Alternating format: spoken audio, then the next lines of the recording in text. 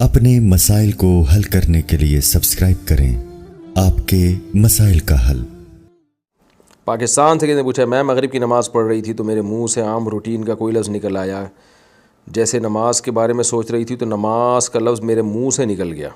جی اگر منہ سے ہی نکلتے ہیں الفاظ تو اگر ایسا لفظ نکل گیا ہے تو وہ کلام الناس ہی کہلائے گا، اس سے نماز ٹوٹ جائے گی چاہے غلطی ہی سے نکلا ہو۔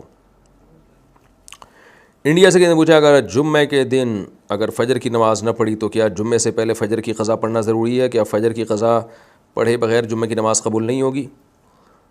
ایسا تو نہیں ہے کہ صاحب ترتیب کے لیے تو لازمی ہے کہ جمعے سے پہلے فجر پڑھے، جو صاحب ترتیب نہیں ہے اس کے لیے لازمی نہیں ہے۔ صاحب ترتیب کا مطلب وطر سمیت 6 نمازیں جس کے ذمے میں 6 نمازوں سے کم نمازیں جس کے ذمے میں باقی رہ گئی ہوں یا کوئی نماز نہ ہو وہ صاحب ترتیب ہے، اور جس کے ذمے 6 یا 6 سے زیادہ نمازیں باقی ہوں وہ صاحب ترتیب نہیں ہے۔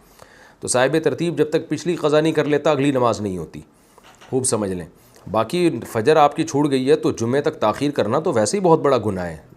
نبی نے فرمایا جس کی نماز چھوٹ جائے، بھولے سے چھوٹ گئی یا غلطی سے چھوٹ گئی، تو جیسے ہی یاد آئے وہ فوراً بھولے سے چھوٹ گئی یا نیند میں چھوٹ گئی تو جیسے ہی آنکھ کھلے وہ فوراً پڑھ لے۔ تو فجر کا وقت تو جیسے ہی مکروہ وقت گزرے گا فوراً پڑھنا لازم ہے، اور اگر کسی وجہ سے تاخیر ہوئی ہے تو اتنی تاخیر کہ اس کو آپ جمعے تک کھینچ لیں، یہ تو بہت برا عمل ہے۔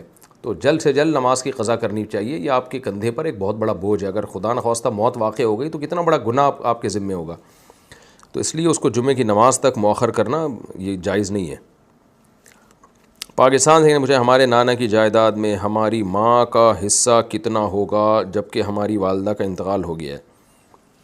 دیکھیں نانا کی جائیداد میں ان کے سب بچوں کا حصہ تھا نا، تو مجھے تو نہیں پتا کہ آپ کی خالائیں کتنی ہیں اور آپ کے ماموں کتنے، اور جب نانا کا انتقال ہوا تو نانی بھی زندہ تھیں یا نہیں تھیں، تو یہ پوری ڈیٹیل جب آپ لکھیں گے تو پھر میں جواب دے سکوں گا۔ ادروائز یہ تو بتا دوں گا کہ آپ کی نانا کی جائیداد میں ماں کا حصہ تھا۔ اگر ماں آپ کے نانا کی وفات کے وقت زندہ تھیں تو ان کا حصہ تھا، کتنا تھا یہ جب تک آپ کے ماموں، خالاؤں اور نانی کے بارے میں آپ تفصیل نہیں بتائیں گے اس وقت تک میں جواب نہیں دے سکتا۔